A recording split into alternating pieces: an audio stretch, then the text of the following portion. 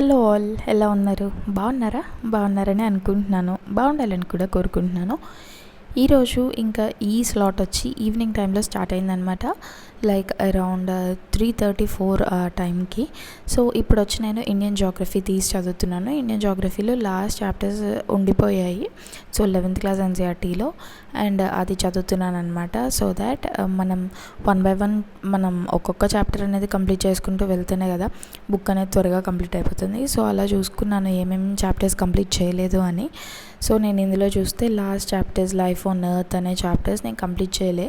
నేను ఎందుకు వదిలేసాను అనమాట. సో అవి కంప్లీట్ చేస్తే అయిపోతుంది అని చెప్పేసి కంప్లీట్ చేస్తున్నాను. అండ్ రీసెంట్గా చాలామంది అడుగుతున్న కామన్ క్వశ్చన్ ఏంటి అని అంటే, మనం ఒక్క సబ్జెక్ట్ని కంటిన్యూగా చదవాలా ఆర్ ఎల్స్ 2-3 సబ్జెక్ట్స్ రోజుకి చదవాలా అనేసి.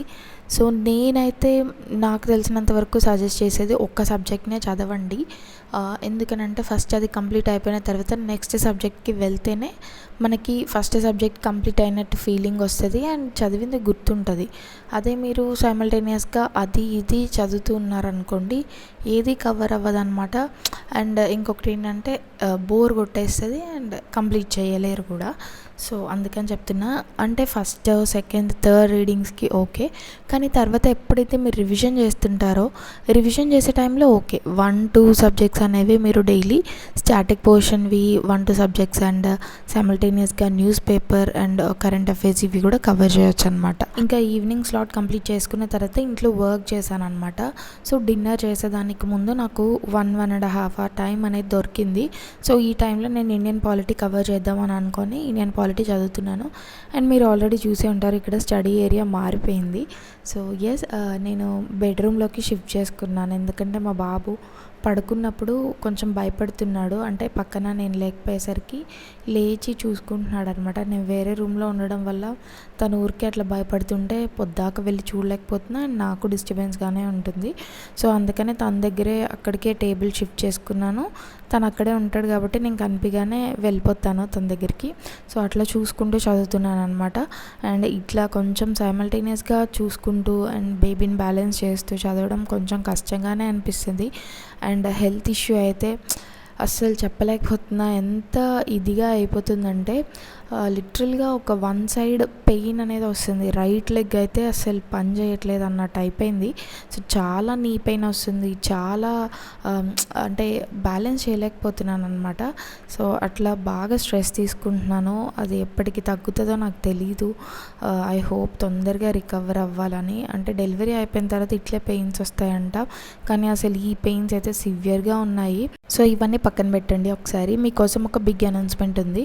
నేను ఆల్రెడీ చెప్పాను, మెటిస్ ఐఏఎస్ అకాడమీ వాళ్ళు మన కోసం టెస్ట్ సిరీస్ CSATది లాంచ్ చేశారు అనేసి.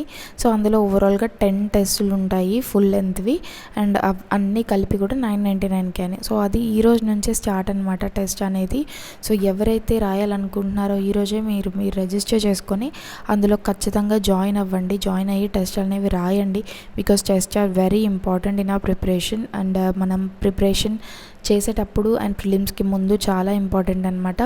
అండ్ మనకి ఆల్రెడీ చెప్పాను నేను GSకి సంబంధించినవి ఆల్రెడీ తీసుకొచ్చారు అని. ఓవరాల్గా 25 టెస్ట్ ఉన్నాయి. ఇవైతే ఆల్రెడీ స్టార్ట్ అయిపోయాయి అండ్ మీరు ఇప్పుడు కూడా జాయిన్ అయ్యి తీసుకోవచ్చు. నేను ఆల్రెడీ GSకి సంబంధించినవి రాశాను, మీరు ఆల్రెడీ స్క్రీన్ పైన చూస్తున్నట్టయితే. సో ఎస్, ఇంకా రాబోతుంది CSAT కాబట్టి ఈ రోజు నుంచి ఖచ్చితంగా అవైల్ చేసుకోండి. CSAT అనేది ఈ మధ్య టఫర్ సైడ్లో ఉంటుంది.